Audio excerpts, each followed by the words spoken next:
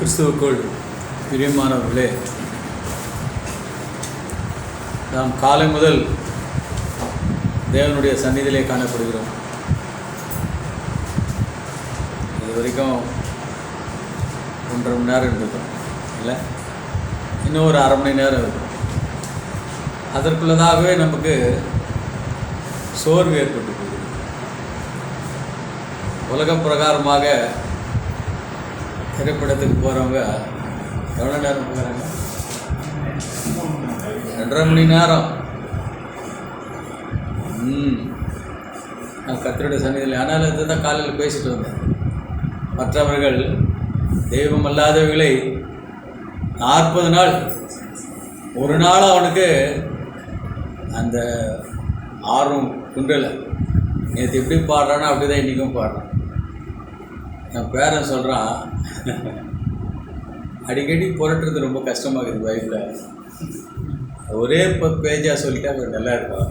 ஒன்றா மாற்றி மாற்றி இந்த திருப்பு அது திருப்பு கத்தி நிற்கிறீங்க நீங்கள். அதுதான் கர்த்தரை நாம் அவருக்கு கோபம் ஏற்படுத்துகிற காரியம். அவன் இருக்குமா இருக்காதா? தெய்வம் இல்லாததுக்காக அவன் ஒரு மாதம் என்னென்னமோ பண்ணுறானடா. யான தேவனுக்காக நீ என்ன பண்ணுற? 2 மணி நேரம் உட்காந்து அதுக்கு நம்ம ஒன்று சீர்ஷர்கள் 1 மணி நேரமாக இருக்கு எனக்காக நீங்கள் விழுந்திருக்க கூடாதா?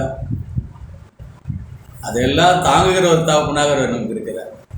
1 மணி நேரம் இல்லை, 10 நிமிஷத்தில் தூங்கினா கூட என் பிள்ளை தூங்குறான்டா கோவப்படுவாரா கர்த்தர்? பார்த்துட்டு என் பிள்ளை தூங்குறான் பற்றியா கோயிலில் என்ன ஒரு சந்தோஷம் அப்படின்னு சந்தோஷப்படுகிற ஒரு தகப்படை நான் பெற்றிருக்கோம். இந்த வேதம் இப்போ காலை பார்வை கொஹியரன்ஸ்ன்னு சொல்லுவோம். ஒன்றோடு ஒன்று இருக்கிற உறவுகள். ஐயா சொன்ன மாதிரி புதிய ஏற்பாடு பழைய ஏற்பாடு எல்லாவற்றுக்கும் உறவுகள். ஒன்றுமே முரண்பாடுகள் இல்லாத ஒரு அற்புதமான ஆச்சரியமான ஒரு உலகத்தில் எந்த மதத்தில் அதெல்லாம் கட்டுக்கதைகள், மனிதனுடைய கற்பனையினால் எழுதப்பட்டவைகள். அதில் போய் இந்த ஊர் இருக்குதா அந்த ஊர் இருக்குதா. ஆனால் நீங்கள் என்ன சொல்கிறீங்க? இந்தியாவிலே, தமிழ்நாட்டிலே, செங்கை மாவட்டத்திலே, மெல்ரோசாபுரத்தில் அல்லது மறைமலை நகரில் சொன்னால் அவ்வளோ இருக்குது. தீர்க்கதரிசனாக உரைக்கப்பட்டவர்கள் அத்தனையும் இப்போ ஆட்டு வாசல் எங்கே இருக்குது? எங்கே பார்த்தோம்? நம்ம கிறிஸ்துவுக்கு முன்னாடி 400-600 வருஷத்துக்கு முன்னாடி பார்க்குறோம். இங்கே திரும்ப அது வருது.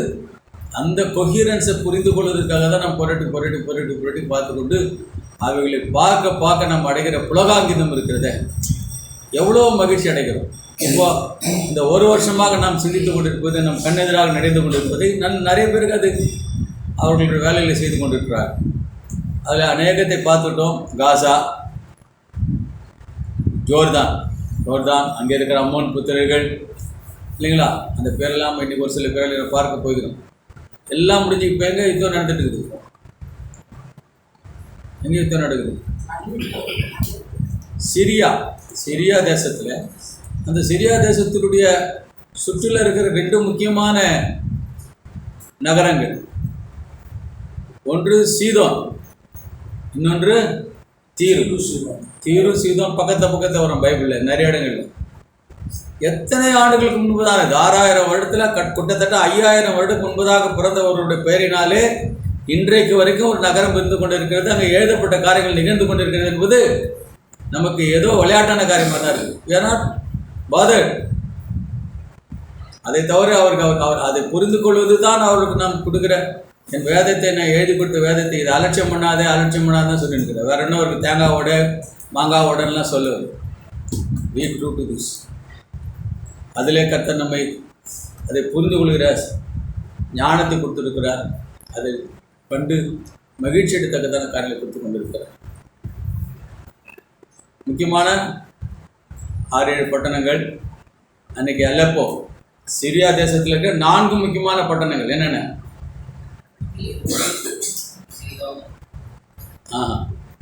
அலப்போ, அப்புறம் ஹோம்ஸ் ஸ்பெல்லிங் என்ன? HOMS, Holmes.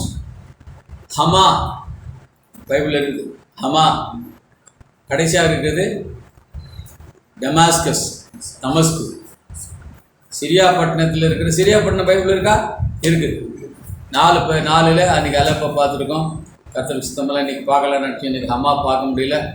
நம்ம டெமாஸ்கஸ்லாம் அப்புறம் பார்க்கலாம். இதுக்கு நடுவில் சீதோன், மேலே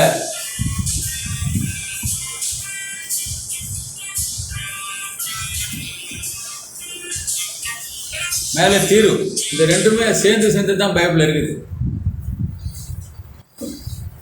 எனக்கு ரொம்ப ஒரு வாரமாக கேள்வி, ஒரு வாரமாக 10 நாளைக்கு என்ன எப்போ பார்த்தாலும் கர்த்தர் அவனை அடிச்சிடுவேன், இவன் அடிச்சிடுவேன், இவன் கொலை பண்ணிவிடுவான், அவனை அழித்து போடுவேன். அப்படி இதுவா what is the use of this life?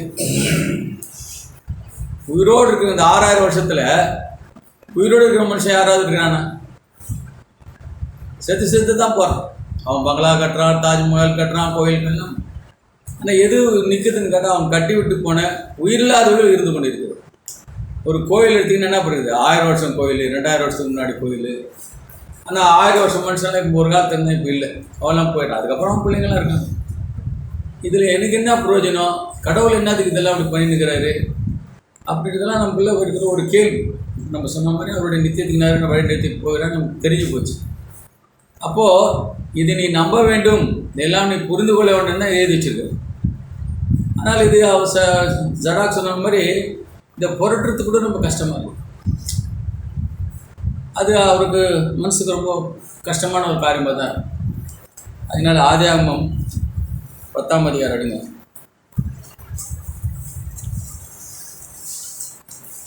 இப்போ இந்த பைபிள் முழுசும் எந்த அதிகாரத்துக்கு பின்னாடி இருந்துருக்குது? எந்த நிகழ்ச்சிக்கு பின்னாடி இருக்கணும்? எதற்கு பின்னாடி இருக்குது? நோவா தான். ஆனால் எங்கேருந்து இருக்கணும்? ஆதாம்லேருந்து இருக்கணும் இல்லையா? கதை விடுற புஸ்தகமாக இருந்தால் என்ன பண்ணியிருப்பாரு? ஆதாம்லேருந்து தான் இருக்கணும். ஆனால் இந்த புஸ்தகம் முழுசு எதுலேருந்து தான் இருக்குது? நோவாவில் தான் இருக்குது. ஏன்னா அவர்கள் அனைவரும் நோவாவின் காலத்தில் அழிக்கப்பட்டு போனாங்க. இப்போ சப்போஸ் இவர் திரும்பி முன்னாடி ஒரு 5ஆம் அதிகாரத்துக்கு போய் அந்த 2 பேரத்துக்கு பின்னாடி பயன்படுத்திட்டானாலே இது என்ன ஆகிடும்? இந்த புஸ்தகம் தவறான புஸ்தகம் வேணும், கற்பனையான புஸ்தகம். நல்லா புரிஞ்சுக்கணும். இது தவறில்லாத புனிதமான புஸ்தகம் இருக்குது. 10ஆம் அதிகாரத்துக்கு பிறகுதான் எல்லா சந்ததிகள், எல்லா இனத்தார், எல்லா தேசங்கள் எல்லாமே எங்கே தான் வருது? 10லேருந்து தான் ஆரம்பிக்குது. அதுக்கு முன்னாடி இருக்கிறவர்கள் அழிக்கப்பட்டு போகுது. அந்த 10ல் ஆரம்பிக்கப்பட்ட 3 பேர் யார் யார்? ஷேம், ஆக்சுவலாக யாப்பேத், ஷேம் அண்ட் காம். காம் சபிக்கப்பட்டவன், கானான் சிகிப்பிக்கப்பட்டவன். 10ஆம் அதிகாரம் 15ஆம் வசனம்.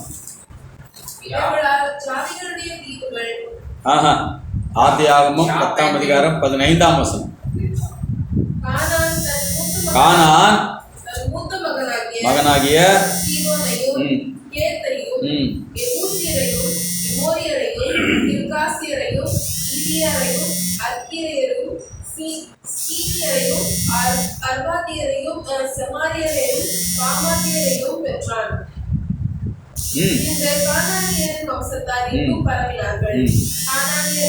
கானானியரின் எல்லை போதும்.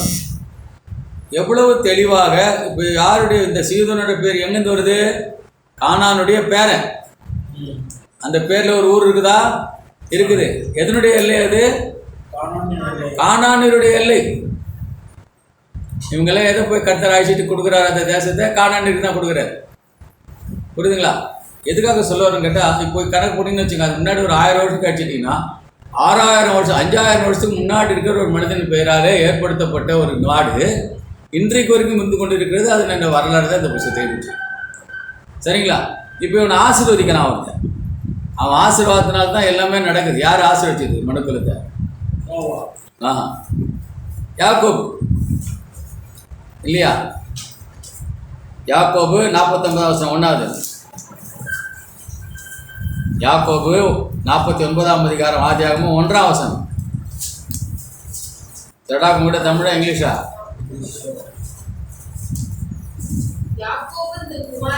மெதுவா படிக்கணும். யாக்கோபு அழைத்து கடைசி நாட்களில் உங்களுக்கு நேரிடும். அவனுக்கு எப்படி தெரியும் கடைசி நாட்கள்? எத்தனை வருஷம் ஆச்சு? கிட்டத்தட்ட ஆதி ஆகமம் முடிக்கும்போது 2400 வருஷம். ஆக அதில் ஒரு 1600 வருஷம், இதில் ஒரு 2000 வருஷம், 3600 வருஷத்துக்கு பின்னாடி என்ன நடக்கும் என்பதை அவன் அன்றைக்கு சொல்லுகிறான். அது இன்றைக்கு வரைக்கும் நடந்து கொண்டிருக்கிறது. 67ஆம் வருஷம், 67ஆம் பக்கம். புதிய ஏற்பாடில் 67, ஆதி ஆகமம் 67, முதல்ல 67.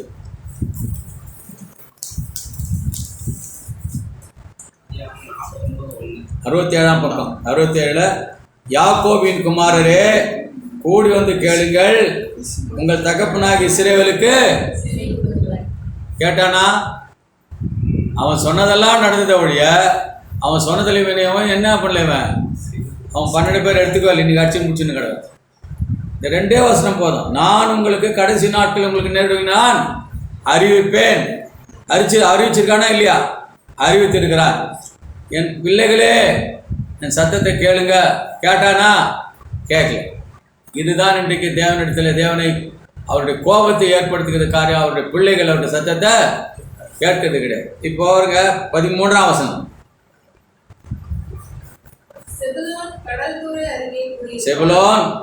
செபுலோன் யாரு?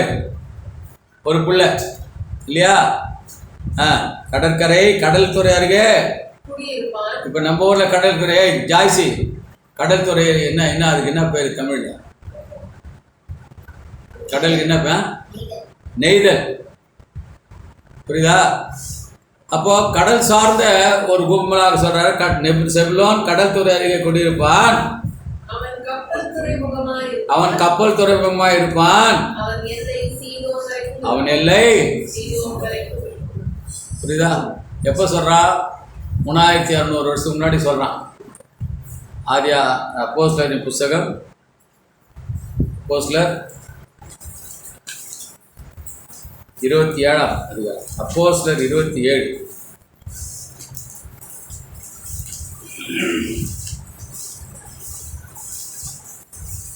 அப்போஸ்தலர் 27ஆம் அதிகாரம்.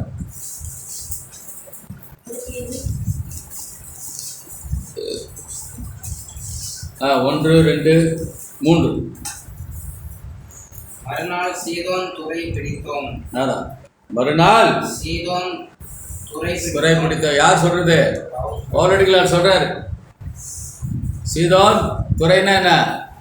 துறைமுகம். யாக்கோபு என்ன ஆசீர்வதிக்கிறான்? செபுலோன் கடற்துறை அருகே குடியிருப்பான், அவன் கப்பல் துறைமுகமாக இருப்பான், அவன் எல்லை. அதே மாதிரி நீங்கள் யோனாது பார்த்தீங்கன்னா டர்ஷீஷ், பெரிய கப்பல் துறைமுகம்.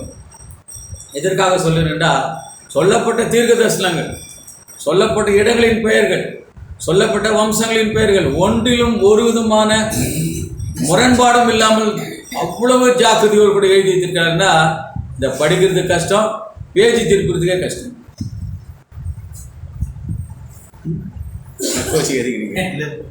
அன்றைக்கி கத்தோலிக்க சபைக்கு போயிருந்தேன். இது கேட்டாலும் கேட்கணும். யாருன்னா லூக்கா எழுதின சுவிசேஷத்திலிருந்து வாசகம். எத்தனை அதிகாரம், எத்தனை வசனம்? ஏன்னா இவனுக்கு திருப்ப தெரியாதுன்னு அவனுக்கு தெரியும், திருப்பக்கூடாதுன்னு அவனுக்கு தெரியும். இவன் இதை திருப்பக்கூடாது. அவர் சொல்கிறார், லூக்கா சுவிசேஷத்திலிருந்து வாசகம்னு எந்த அதிகாரம்டா, எந்த வசனம்டா? இதை பகுப்பதற்கு எத்தனை கஷ்டப்பட்டுருக்காங்க. அப்போ சாத்தான் பாருங்கள் எவ்வளோ அழகாக ட்ரீட் பண்ணுறான். அதெல்லாம் சொன்னால் தானே நீ திருப்பி பார்ப்ப. ஆனால் என்ன சொல்லிட்டான்? ஏஞ்சி நில்லு, கணத்தில் போட்டுக்கோ.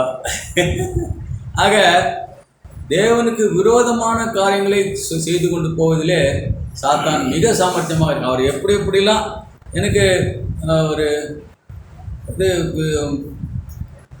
தவறுகளுக்கெல்லாம் காரணம் நல்லா இருக்கிறவன், அவனுக்கெல்லாம் கஷ்டம் வருது. யார்? சாத்தான் இல்லைங்களா? நம்ம சொல்கிறோம்.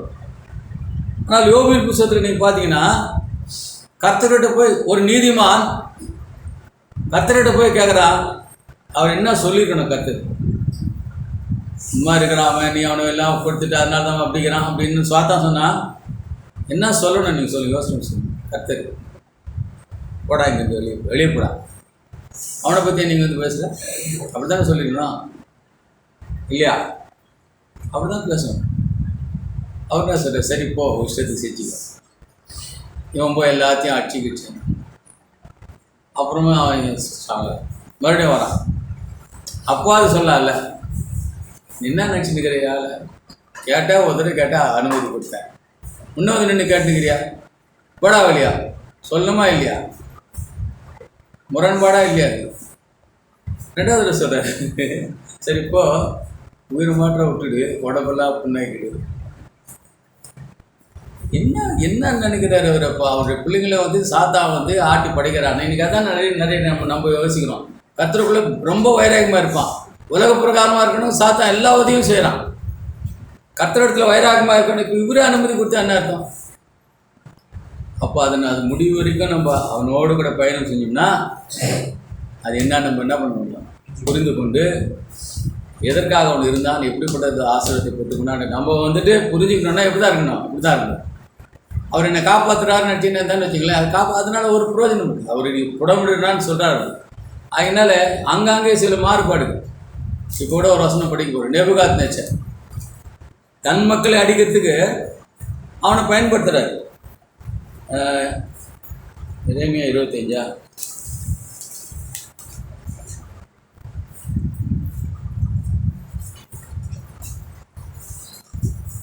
எரேமியா 27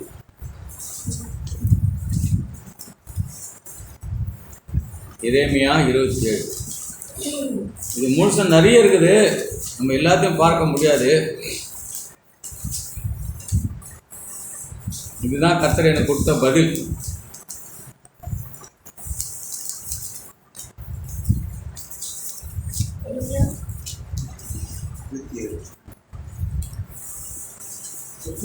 இருபத்தி 7 படிங்க.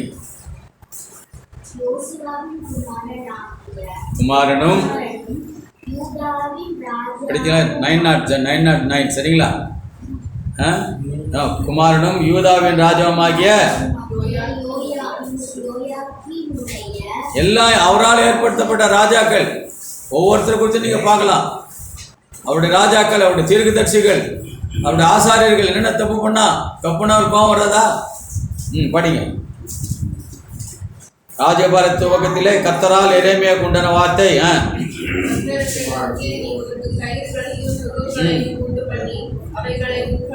அவனை சொல்றாரு, இப்ப ஏற்பாடு சொன்னாரு பாருங்க. அவனே சொல்றாரு, நீ போகும்போது எல்லாம் கயிறுலாம் போட்டு கட்டிக்கின்னு போடா அவனை. ஆசிப்பா ஸ்லேவ். எப்படி இவனுங்க உத்தமர்கள்லாம் இருக்காங்க, நம்ம ஒரு போலீஸ்காரன்லாம் உடனே பிடிச்சி மூஞ்ச மூடிடுறான். ஏன் முகத்தை மூடுறான்? அப்போ சட்டமே கிடையாது, முகத்தை மூடிடுறான். அவன் பண்ணுற தப்பு தெரியாமல் இருக்காது. அவரை பிடிச்சாருன்னா என்ன பிடிச்சாருன்னு தெரியாது. அவர் 10,000 ரூபா கொடுத்தாருன்னு அவரை கொடுத்துட்டு என்ன பிடிச்சி போட்டு அதுக்காக தான் மூஞ்சி மூடும். அவன் தான் அயோக்கியம் தெரிஞ்சு போச்சு, அப்புறம் என்னத்துக்கு மூஞ்சி முடிஞ்சுக்கிறாங்க இல்லையா? அதில் உடனே கிடுகிடுறதுக்கு அவன் இவனுமோ உத்தம மாதிரியும் ஒவ்வொருத்தனை அடிக்கும் போது ஒரு நிமிஷம் யோசனை அவன் அடிக்கிறதுக்கு தகுதி யோசனை யாரும் அடிக்க மாட்டான். அந்த மனசாட்சி அவனுக்கு கிடையாது. அவன் வரதே லஞ்சம் வாங்கணுன்றது தான் படிப்பிக்கப்படுகிறான், போதிக்கப்படுகிறான், நல்லா இருக்கிறான். ஒன்றா இல்லை, மறுநாள் ஒன்றா சுண்டு ஒன்றா சாப்பிட பைபிள் இருக்கிற மாதிரி தொட்டான் செத்தான் கெட்டாதான் இல்லை, நல்லா இருக்கிறான் இல்லைங்களா? இப்போ சொல்கிறார், இப்போ கட்டிக்கோ.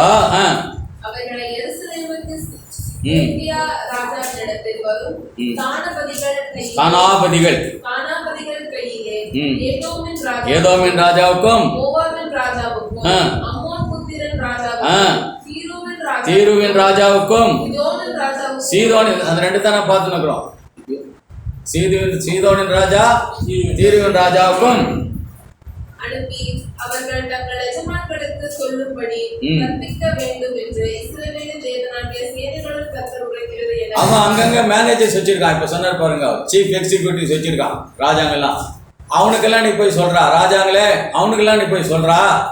யார் சொல்றது? பெரிய ராஜா சொல்றாரு இல்ல, கர்த்தர் சொல்லி அனுப்புறாரு. டே ராஜா, நீ எல்லாம் ராஜாடா, உனக்கு நீ எக்ஸிக்யூட்டிவ் வச்சிருக்க பாரு, அவனுக்கிட்ட நீ போய் சொல்லு. என்ன போய் சொல்லு?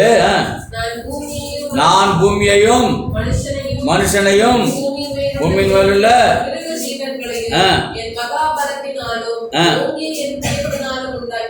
அதே அதை படிக்கணும். நான் சொல்றாரு, நான் தானே எல்லாத்தையும் உண்டாக்குனேன், எல்லாத்தையும் நான் தான் உண்டாக்குனேன் சொல்லிட்டு கடைசியில் சொல்றாரு, அவ்வளவுதான். அதுதான் வரலாறு இல்ல, ஹிஸ்டரி என்னது? நான் என்னமோ பண்ணிட்டு இருப்பேன், இதெல்லாத்தையும் உண்டாக்குறது நான் தான். இவங்ககிட்ட கொடுப்பேன், நாளைக்கு அவனுக்கு போய் கொடுப்பேன், இவன் அடிச்சுவான். அவன் பார்க்கும்போது இதுக்கெல்லாம் காரணங்கள் என்னென்ன காரணங்கள் சொல்கிறாருங்க. 6ஆம் வசனம். பொழுதும் நான் இந்த தேசங்களை எல்லாம் என் ஊழியக்காரனாகிய நேபுகாத்நேச்சார் என்கிற பாபிலோன் ராஜாவின் கையிலே கொடுத்தேன். நியாயமா? அவன் யாரெல்லாம் அழிச்சான்? இவருடைய மக்கள் அழிக்கிறான் இல்லையா? அவர் மூலமாக அவர் கேட்டுக்கார சொல்கிறாரு. நான் என்கிட்ட ராஜா கேட்டான், நான் சந்தோஷமாக கொடுத்தேன். ராஜாவை எப்படி கொடுத்தேன்? என்னுடைய கோபத்திலே நான் ராஜாக்களை கொடுத்தேன் இல்லைங்களா? சாமியத்துக்கு சொல்கிறாரு, ராஜா கேட்குறான்பா. ஆமாயா, நீ கவலைக்கூடாத, அவனுக்கு நான் அவனை ஆளக்கூடாது, மனிதர்கள் ஆள வேணும்னு கேட்குறான். குடுறா அவனுக்கு. அதுதான் 2 ராஜாக்களாக பிரித்து மற்ற காரியங்கள் நடந்து. அப்போ அவன் ராஜாவை என்ன பண்ணுறாரு? அதிகமாக இன்னைக்கு அடிக்கிறதுக்கெல்லாம் காரணம் யார் வந்து அடிக்கிறான்? அதுவும் நேபுகாத்நேச்சார் வந்து அடிக்கிறான் இல்லை? அவர் யார்? அவருக்கு என் ஊழியக்காரனாகிய நேபுகாத்நேச்சார் என்கிற பாபிலோன் ராஜாவின் கையிலே கொடுத்தேன், அவனுக்கு ஊழியம் செய்யும்படி வெளியின் இப்படின்னு சொல்லிக்கிட்டே போயிட்டுருக்காரு.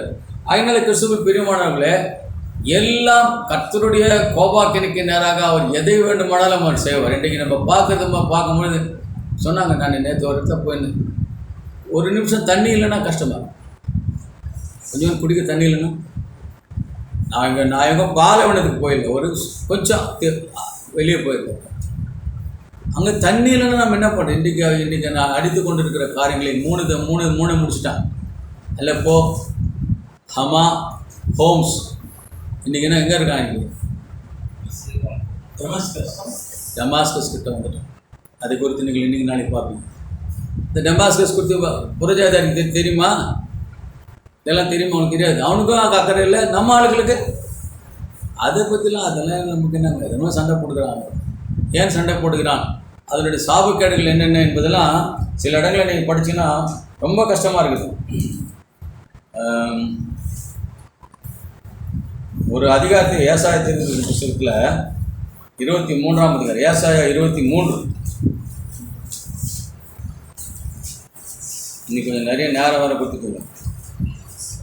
ஏசாயா 23 வசனங்களை பார்த்து முடிச்சுக்கலாம்.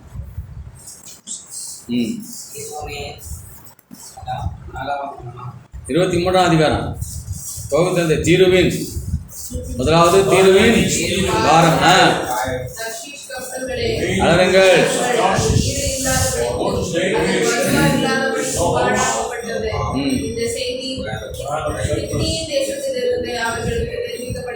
தீவு குடிகளே மௌனமாயிருங்கள். சீதோனின் வர்த்தகர்கள் சமுத்திரத்திலே யாத்திரை பண்ணி விளக்கினார்கள். சீகோர் நதியின் மிகுந்த நீர்ப்பாய்ச்சல்களால் விளையும் பயிர் வகைகளையும் ஆற்றங்கரையின் அறுப்பும் அதில் வருமானமாயிருந்தது. அது ஜாதிகளின் சிந்தையாயிருந்தது. சீதோனே வெட்கப்பட்டு நான் இனி கற்ப வேதனைப்படுகிறதும் இல்லை. போதும். 12ஆம் வசனம். ஒடுங்குண்ட கன்னியாகிய சீதோன் குமாரத்தியே,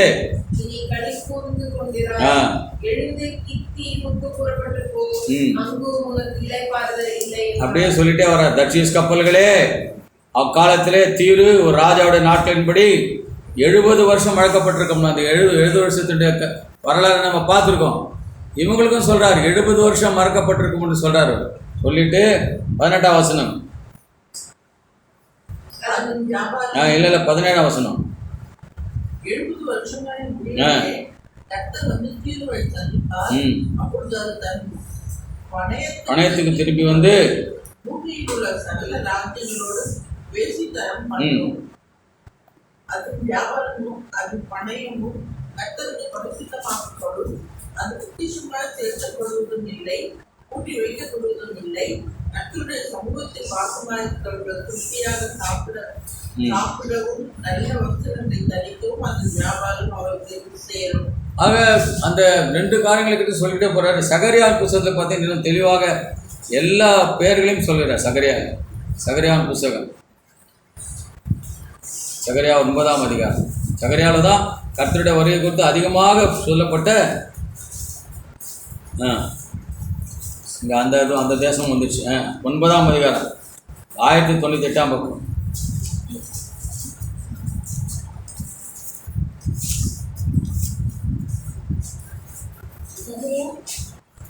முன்னா 1ஆம் வசனத்தை படிங்க. ஆதிராம் தேசத்துக்கு விரோதமானது தமஸ்குவின் மேல் வந்து தங்கோதுமான கர்த்தருடைய வார்த்தையாகிய பாரம். மனுஷரின் கண்களும் இஸ்ரவேலுடைய சகல கோத்திரங்களின் கண்களும் கர்த்தரை நோக்கி கொண்டிருக்கும். ஆமாத்தும் மிகவும் ஞானமுள்ள தீருவும் சீதோனும் அதில் எல்லைக்குள்ளாயிருக்கும். தீரு தனக்கு அரணை கட்டி தூளை போல் வெள்ளியையும் வீதிகளின் சேற்றை போல் பசும்பொன்னையும் சேர்த்து வைத்து, இதோ ஆண்டவர் அதை அள்ளிவிட்டு சமுத்திரத்தில் அதன் பலத்தை முறித்து போடுவார். அது அக்கினிக்கு இரையாகும். அது அக்கினிக்கு இரையாகும். இப்ப நடந்து கொண்டிருக்க காரியங்கள். அப்புறம் அடுத்த வசனம், அடுத்த ஊர் என்னது? அஸ்கலோன். அஸ்கலோன் பேர் கேள்விப்பட்டீங்களா? அஸ்கலோன் முடிஞ்சு போச்சு. அது அடுத்தது காத்சா. காத்சா காசா காசா முடிச்சுட்டான். முடிச்சுட்டு வந்துட்டு அவங்களோடு கூட போர் நிறுத்த உடன்படிக்கை ஏற்படுத்திட்டாங்க. அவங்க யார்? அவங்க ஹெஸ்புல்லா கிட்ட போர் நிறுத்தத்தை இஸ்ரவேல் நிறுத்திட்டுனா இங்கே சீரியாவில் உள்நாட்டு கழப்போம். யாருக்கு கழப்போம்? அங்கே 2 நடத்துறது யாருக்கு இருக்குது? அண்ணன் தம்பிக்கு இல்லைங்களா? அதை நம்ம நிறைய தடவை பார்த்துருக்கோம். ஒன்று வந்துட்டு யார் ஈசாக்கு இஸ்மவேல். அப்புறம் கீழே வந்தீங்கன்னா யாக்கோபு ஏசா. இந்த ரெண்டுக்கும் ஏதோமியர் அவங்க பேர். அவங்க தான் சண்டை நடந்துருக்குது. இது கீழே இருக்கிறவங்க. இன்றைக்கி இந்த சீரியா தேசத்து எல்லாமே எங்கே இருக்குது? சீரியா பற்றி நம்ம ரொம்ப நேரம் பார்க்க முடியாது. இப்போ நிறைய இருக்குதுங்க. சீரியா முழுசும் கர்த்தர் வேலை செஞ்ச இடம். நிறைய இடம், நிறைய வசனங்கள் அதில் இருக்குது. டமாஸ்கஸ் வந்துட்டு பவுலடிகளார் சந்திக்கப்பட்ட இடம். யோசனை பண்ணி பாருங்கள். இதெல்லாம் இன்றைக்கு அடிக்கப்பட்டு கொண்டு இருக்கிறது. அப்போ என்ன சொல்கிறாரு? அஸ்கலோன், அஸ்தோத். எக்ரோனும் தன் நம்பிக்கையை மற்று போனபடியால் மிகவும் பிரலாபிக்கும். காத்சாவில் ராஜா அழிந்து போவான். அஸ்கலோன் குடியேற்றிருக்கும். அஸ்தோத்தில் வேசி பிள்ளைகள் வாசம் பண்ணுவார்கள். நான் பெலிஸ்தியரின் கர்ப்பத்தை அழிப்பேன். அவனுடைய ரத்தத்தை அவன் வாயிலிருந்தும் அவனுடைய அருவருப்புகளை அவன் பல்லுகளின் நடுவில் இருந்தும் நீக்கி போடுவேன். ஆக விதமாக இன்னும் நிறைய வசனம் நம்ம பார்க்கலாம். சிரியாவை பற்றி பார்க்கும்போது, சிரியா யாருது? எந்த ஊர் சிரியா? முதல்ல பார்த்துட்டு லாபானுடைய ஊர். அதுவும் பொண்ணு எடுத்த ஊர். ஈசாக்கு எங்கேருந்து பொண்ணு தான் எடுக்கிறாங்க. 25 ஆதியாகமம் 25 ஆதியாகமம் 25:20. ஈசாக்கு ரெபெக்காளை விவாகப்படுத்துகிற போது 40 வயதாயிருந்தான்.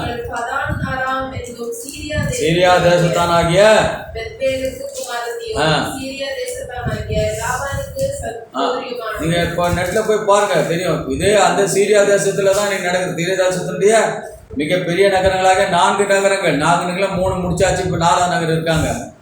இது நமக்கு தெரியுமா தெரியவேணாவா? தமாஸ்கஸ்னு அடுத்தவாரம் படிக்கலாம். கட்டாயமாக நடக்கும். ஆக இதில் எழுதப்பட்ட ஒன்று கூட 6000 வருடத்தில் வரலாறுகள் எதுவுமே காலையில் பார்த்து என்னது நோவாவுக்கு முந்திரி சொல்லவில்லை. எல்லாமே நோவாவுக்கு. ஏன்னு கேட்டால் அது சொன்னால் தப்பாயிடும் பைபிள். அதில் வந்துட்டு பொய் கலக்காத ஒரு சத்திய வேதம் என்றால் அதுதான் சத்திய வேதம். 2வதாக யாக்கோபு கூப்பிட்டு சொல்கிறான், பிள்ளைகளே வந்து கேளுங்கடா, கடைசி காலத்தில் நடக்க போது நான் சொல்கிறேன். அவனுக்கு ஆக்கிற இல்லை, நமக்கு ஆக்கிற இல்லை. We are very busy with our worldly things என்றால் அதுதான் ரொம்ப முக்கியமாக இருக்கணும். இந்த உலகத்தான் சொல்லுது. ஆனால் கரெக்டாக சொல்கிறது. இப்படி இன்னும் நிறைய வசனங்கள். நீ இப்போ புதுசு மாற்ற 1-2 பார்த்துலாம். இது நான் அது ஒன்று சொன்னேன். இதில் நம்ம பார்க்கணுன்னா இதில் சீதோனிய ராஜாத்தி யார்? ஒரே ஒரு ஆள். அதை பார்த்துலாம். சீதோனிய ராஜாத்தி ஆள். 1 ராஜாக்கள் 16:31. 1 ராஜாக்கள் 1 ராஜாக்களின் புஸ்தகம் 16:31. படிமா. அது வேணா 30 படி. முன்னிருந்த எல்லாரையும் பார்க்கலும். அதுதான் கர்த்தருடைய எரிச்சலுக்கு காரணம். என்ன? எல்லாருமே உடனே போய் அந்த தெய்வங்களை வணங்குறது, அந்த தெய்வங்களோட உடன்பட்டு போவது. அவரை எரிச்சல் படுத்து கொண்டே தான் இருக்கிறார் மனிதன். அந்த எரிச்சத்தின் வெளிப்பாடை தான் நான் பார்த்து கொண்டே இருக்கோம். வெதர் வர லூசி தான் சொன்னார் பஸ்லேயே இருந்து. இன்னைக்கு அடிக்கிற அடி பார்த்தீங்கன்னா அவ்வளோ பயங்கரமாக இருக்குது. இப்போ சொன்னீங்க பஸ்ஸில் ஏறும்போது தூசி போட்டல, தூசி இல்லை. இப்போ நெருப்பு நெருப்பு நெருப்புக்குள்ளே தான் இருக்கிறான். இடிபாடுகள் எவ்வளோ 25 மாடி ஒரு செகண்டில் அப்படியே ஐயோயோ எல்லாம் கத்துறான். கத்தி பிரயோஜனம் இல்லை. தேவனுடைய இன்னும் கூட நீ தேவனுடைய இதை புரிஞ்சிக்க முடியல. இப்போ யார் படிங்க பல்லாவது செய்தான் நேபாத்தின் குமாரனாகிய யெரொபெயாமின் பாவங்களில் நடப்பது அவருக்கு கொஞ்ச காரியம் என்று. அது என்ன பண்ணா? இட் இஸ் வெரி சிம்பிள் இல்லைங்களா? தப்பு செய்வதற்கு இன்றைக்கு என்ன இருக்குது? எல்லா வசதியும் சாத்தான் செஞ்சு கொடுத்துருக்குறான். அதற்கான எல்லா காரியம் செஞ்சு அது ஒன்று ரொம்ப இட் இஸ் வெரி சிம்பிள். அவன் என்ன சொன்னான்? பாவலையில் நடப்பதவனுக்கு கொஞ்சம் காரியம். இது ஒன்றும் தப்பு கிடையாது, இது ஒன்றும் தப்பு கிடையாது, இது ஒன்றும் தப்பு கிடையாது. Praise the Lord. காரில் போட்டான் 10,000 ரூபாய் லஞ்சம் வாங்கணும். பிரைஸ் தி லார்ட் இருக்குது. ரொம்ப சந்தோஷமாக நம்பாடுறா அப்படின்னு. அவன் என்ன சொல்கிறான்? 10,000 கொடுத்துருங்க. ஓ அப்படியா? சிங்கிள் பேஸா? நான் சிங்கிள் பேஸ்ன்னு நினச்சேன். டபுள் பேஸ்னா 16,000 கொடுங்க. Praise the Lord. அவன் என்ன பண்ணான்? காணி வந்தவருக்கு கத்துக்கு போய் 1,500 ரூபாய் காணி கொடுத்தான். நம்ம கோவப்படல, நம்ம புரிஞ்சுக்கணும் அவ்வளோதானே. அவர் கோவப்படாமல் இருப்பாரா? ஏண்டா பிரைஸ் லாட்டு போட்டுட்டு அப்புறம் நம்ம அழுதா என்ன பிரயோஜனம்? அதுதான் இப்போ இங்கே ஃபுல்லாக அடிச்சுன்னு இருக்கோம். அடித்து தேசங்கள் அழிந்து கொண்டு இருக்கிறது. காரணம் ஒரு காலம் வரும். காலம் வரும்போது அவர் எவெல்லாம் வெறுப்பேற்றினானோ எவெல்லாம் அதுதான் அவருக்கு வேலையே. நேபுகாத் நேச்சரப்போ என் தாசன் சொல்லுவாரா? அவர் வேலை செய்யறதுக்கு ஒரு யார்? அவன் நான் சொல்கிற மாதிரி சரியாடா, நான் சொல்கிற மாதிரி சரியா ரைட் பார்க்கணும் என் தாசன். அவன் தப்பு தானே செய்கிறான். தேவாலயத்தினுடைய எல்லாத்தையும் கொள்ளடிச்சுன்னு போகிறான். ஆனாலும் நீ என் தாசன், நான் சொல்கிற மாதிரி நான் சொல்கிற மாதிரி நீ செய்யலையே. நீ என் பிள்ளையா இருந்தாலும் நீ தாசன். அவன் என் பிள்ளை இல்லை. அவன் என்ன நான் சொல்கிற மாதிரி செய்கிறான். அப்புறம் இன்னொரு ராஜா பற்றி சொல்லுவார். யாரும் சொல்லுவார்? இன்னொரு ராஜா பேர் பைபிள் இருக்கு. அவருடைய தாசன் கோரேஸ் ஜெர்சஸ். நான் சொல்கிற மாதிரி செஞ்சாடா அவன். அவனை போய் வெட்டிட்டான அவன் என் தாசன். புரியுதுங்களா? கர்த்தருக்கு அவர் இன்னும் சும்மா எல்லாம் பண்ணிட்டு இல்லை. எனக்கு ஒரே ஆசனம் சொல்கிறேன், எல்லாம் எழுதுறா. என்கிட்ட உங்கள்கிட்ட ஆலோசனை காட்டினா கடையில் எல்லாம் எழுந்து என் இஷ்டப்படி நான் என்ன செஞ்சுட்டு போவேன். நான் சொல்கிற மாதிரி நீ செய்யலைன்னா அடிதான் அடி ஓத்த புது பாம்பு செய்வேன். அதெல்லாம் சாதாரண சொல்லி கொடுக்குறான். இன்றைக்கி ரஷ்யா அவங்களுடைய பேரே நியூக் ஏதோ ஒரு பேர் சொல்கிறான். இன்னும் அந்த அஸ்திரத்தை பயன்படுத்து. அஸ்திரத்துக்கெல்லாம் எங்கே போய் நீங்கள் ராமாயண மகாபாரத்தை போனீங்கன்னா அவன் அஸ்திரன்னு வச்சுன்னுக்கிறான். 30,000 கிலோமீட்டர் ட்ராவல் பண்ணுவான். அதெல்லாம் சாதா சொல்லிக் கொடுப்பான். இவன் 25,000 பண்ணுறானாடா, நீ 30,000 பண்ணு. இப்படி இலான் மஸ்க் என்ன பண்ணுறாரு? அப்படி இந்த பூமி அழிஞ்சு போச்சுன்னா நம்ம போய் எங்கே போயிடலாம்? மார்ஸுக்கு போயிடலான்னு அவர் ராக்கெட் கொடுக்குறாரு. பார்க்கும்போது அவர் அவசரம் நீ எங்கே போய் நீ கூடு கட்டினா என்ன பண்ணணும்? அங்கேருந்து கீழே தள்ளிடுனான்றாரு அவர். அந்த அவசரம் பாவம் அவனுக்கு தெரியாது இல்லைங்களா? அதனால கிறிஸ்துவுக்கு பெரிய மன்னர்களே, கர்த்தர் நம்மோடு நம்ம அதிகமாக நேசிக்கிறவங்கள தான் இந்த வசனங்கள்லாம் நம்ம சொல்லிக் கொடுக்குறாரு. 6000 வருஷமாக உண்மையாக இருந்தென்றால் இனி நடக்க போகிறவர்களும் உண்மைகள். யாக்கோபுக்கு என்ன தெரியும்? கடைசி சும்மா நான் சொல்லுவதை கேளுங்கன்னு சொல்லிட்டு போனால என்ன சொல்கிறான்? கடைசி காலங்கள் நடப்பு நான் சொல்லுவேன், என் பிள்ளைகளே எனக்கு செவி கொடுங்கள். அதே தான் கர்த்தரும் கேட்குறாரு. கேட்கலாம். அதனால கிறிஸ்துவுக்கு பிரியமானவர்களே, இப்போ நேற்று ஒரு வீடியோ ஒன்று போட்டாங்க. என்னென்ன உலகத்தில் மாற்றங்கள் நடந்திருக்கிறது என்று. வனாந்திரங்களிலே ஆறுகள் ஓடுகிறது, ஆறுகள் வற்றி போகிறது. அண்டார்டிகில் கிரீன்ஸ் ஃபுல்லாக பசும்புல்வெளிகள் வந்திருக்குது. எல்லாம் சொல்லிகிட்டே வராங்க. நம்ம அதை குறித்து கவலைப்படாத இந்த பொக்கிஷத்தை கர்த்தர் நமக்கு கொடுத்துருக்கிறார். ரட்சிப்பு என்றால் என்னென்னு நம்ம சொல்லிக் கொடுத்துருக்கிறார். நித்தியம் என்றால் என்ன, இதே பார்த்து கொண்டு நம்ம நித்தியத்தை இழந்து விடுதா. அப்படிக்கு இன்னும் ஒரே 1 வசனம் பார்த்து முடிச்சு படிங்க 31. அவன் சீதோனியரின் ராஜாவாகிய எத்பாகாலின் குமாரத்தி. பார்த்தீங்களா? யார் விவாகம் பண்ணுறாவன்? எசபேல். வேதத்தில் படிக்கிறோம். woman who spoiled the whole of Israelites. பண்ணதும் அல்லாமல் அவன் போய் பாகாலையும் சேவித்து அதை மணிந்து கொண்டு தான் சமாரியாவிலே கட்டின பாகாலுக்கு கோவிலில் பாகாலுக்கு பலிபீடத்தை எடுத்தான். இதுதான் தேவனை உக்கிரப்படுத்துகிறார். அது காரணமாக இருந்தவ யாருவா?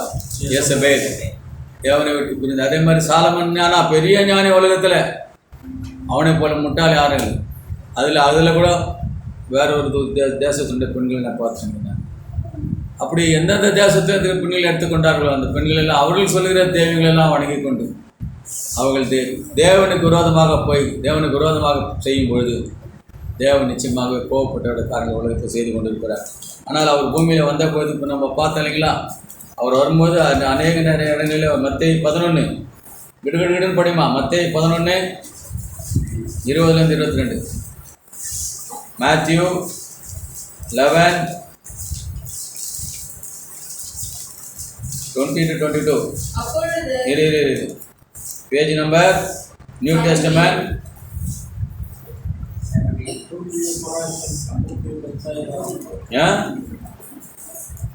மத்தேயு 11 20 22 பேஜ் நம்பர் 17 20 படிங்க. அப்பொழுது நமது பரத்த செய்கைகளில் அதிகமானவைகளில் செய்யப்பட்ட பட்டணங்கள் மனம் திரும்பாமல் போனபடியினால் அவைகளை அவர் அந்த பட்டணங்கள் மனம் திரும்பாமற் போனபடியினால் கடிந்து கொள்ள தொடங்கினார். கோராசினே ஐயோ, பெத்சாயிதாவே, தீருவிலும் சீதோனிலும் செய்யப்பட்டதுதானால். அப்போ அவர் உலகத்தில் இருந்தபொழுது அந்த 2 ராஜ்யங்களும் அருகில் இருக்கிறது. அவர் அங்கெல்லாம் போறார். என்ன சொல்றாரு, நான் அங்கே செஞ்சிருந்தா அவங்களாம் வந்திருப்பாங்க. லூக்கா 10ஆம் அதிகாரம் மத்தேயு 15 எடுத்துங்க, பக்கத்தில் 15 மத்தேயு 15 21 29. பின்பு இயேசு அவ்விடமிட்டு புறப்பட்டு தீரு சீதோன் பட்டணங்களின் திசைகளுக்கு போனார். இது பாருங்க, இது 2000 வருஷத்துக்கு முன்னாடி எழுதியிருக்காரு. தீரு நீங்கள் இன்னைக்கு எடுத்து மேப் பார்த்தீங்கன்னா என்ன இருக்குது, மேலே தீரு இருக்குது, கீழே சீதோன். சீதோனுடைய மூதாதையர் யாரு, கானானுடைய பேரன். ஏதாவது டீட்டெயில் இல்லாமல் இருக்குதா? அப்புறம் எப்படி நமக்கு பயமெல்லாம் போயிடும்? அங்கே போயிட்டு சொல்கிறாரு, அப்போ இந்த திசைகளில் குடியிருக்கிற கானானேஸ்ரீ, அதுதான் கேனானைட்ஸ், கானான் தேசத்தினுடைய எல்லையிலே பார்த்து நம்ம இந்த கானானேஸ்ரீ வந்தார், கேட்டார். அப்போ தான் சொல்கிறார் இல்லையா, பிள்ளைகளை பற்றி எடுத்து நாய்க்கடிக்கு போடுறது நல்லதில்லை என்று சொல்லி அந்த அந்த அந்த நிகழ்ச்சி அங்கே நடக்குதுன்னு பார்க்கிறோம். அதே விதமாக மார்க்கு 3ஆம் அதிகாரம் 8 புஸ்தகம்.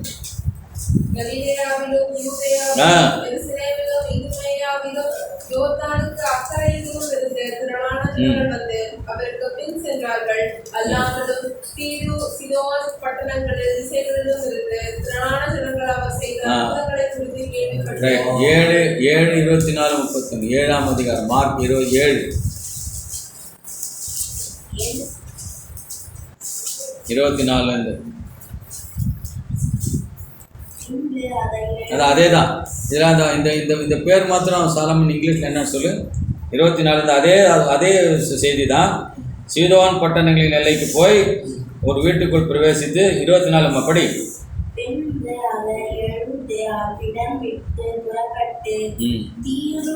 வீட்டுக்குள் பிரவேசித்து தீரு சீதோன் பட்டணங்களின் எல்லைகளில் போய்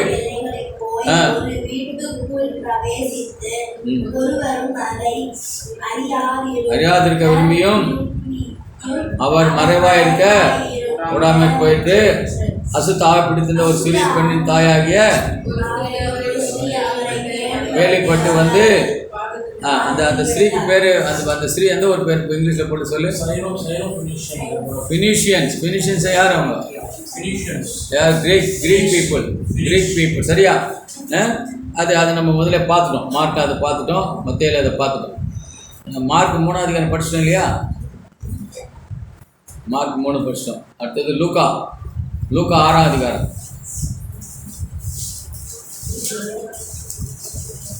லூக்கா 6:17.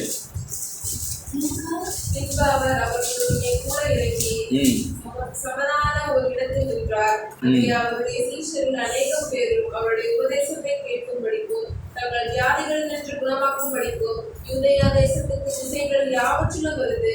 எருசலேம் நகரத்தில் இருந்தும் தீரு சீதோன் பக்கத்துல தீருக்கு பக்கத்துல சீதோன். இன்னைக்கு நீங்க மேப் பட்டு பாருங்க, தீரு கீழே சீதோன் கடற்கரை பட்டணங்கள் சரியா? வந்தவர்கள் திரளான ஜனங்களும் இருந்தால் கர்த்தருடைய பெரிய ஊழியம் செய்து கிறிஸ்தவ நாடாக இருந்தது. எது வரைக்கும்? 7ஆம் நூற்றாண்டு வரைக்கும் கிறிஸ்தவ நாடாக இருந்த நாடு இன்னைக்கு என்ன நாடாகி போச்சு? இன்னைக்கு முஸ்லாமிய நாடாச்சு. முஸ்லாம் நாடு ஏன் அடிச்சுக்கிறான்? அவர்களிலே 2 குழுக்கள், ஷியா அண்ட் சுன்னீஸ், 2 பேர் அடிச்சுக்கிறான். 90% ஜியாஸ் அண்ட் 10% மற்றவர்கள் இருக்கிறார்கள். ஆக கர்த்தர் யாரை கொண்டு வேண்டுமானாலும் தன்னுடைய காரியம் செய்து கொண்டு அவருக்கு விரோதமாக போகிற யாரை கொண்டும் கர்த்தர் அலைந்து திரிந்து வேலை செஞ்ச ஊருங்க அதெல்லாம். அது டமாஸ்கஸாக இருக்கட்டும், எல்லாரும் கர்த்தருக்கு விரோதமாக செயல்களை கர்த்தர் அழைத்து கொண்டு என்பதை வரலாற்று பூர்வமாக எழுதி வைத்திருக்கிறார்கள். 2000 6000 வருட வரலாற்றை நான் பார்த்து கொண்டு இருக்கிறோம். நமக்கு ஆச்சரியமாக இருக்கிறது. அது கர்த்தர் சொல்ற ஒரே பதில் என்ன? எல்லாவற்றையும் நான் உண்டாக்குனேன், எனக்கு என்ன விருப்பமோ அது மாதிரி நான் செஞ்சுட்டு போவோம். அதுக்கு நீ காரணமாக இருக்கிறார். நீ என்ன பண்ணிட்ட? நீ என்னை விட்டுட்டு போனேன்னா என்ன பண்ணுவேன்? அடிதான். எதிராளி கூட எனக்கு நான் ஸ்நேகிதன் ஆகிடுவான், என்னுடைய தாசன் ஆகிடுவான். அவனை வச்சு நான் அவனை அடிப்பேன். இன்றைக்கி அதான் பண்ணியிருக்கேன் இல்லைங்களா? ஆக இந்த கர்த்தருடைய வருகை சமயமாக இருக்கிறது என பார்த்து கொண்டே இருக்கிறோம்.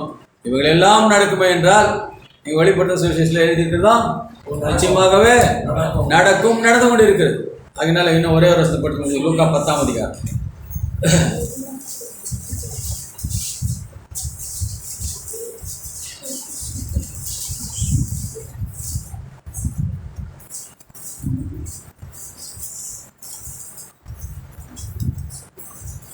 அதிகாரம் 13.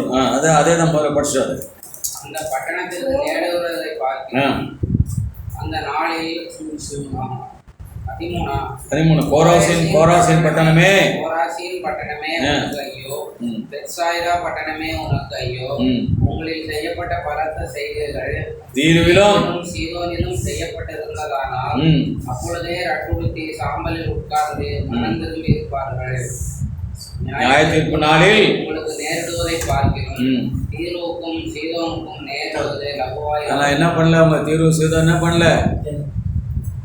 அதான் 96ஆம் பக்கம் லூக்கா 10ஆம் அதிகாரம். இல்லை வெளிப்படுத்தல் போல இல்லை. லூக்கா 10. அவங்க என்ன பண்ணாங்க? மனம் திரும்பி இருப்பார்கள்.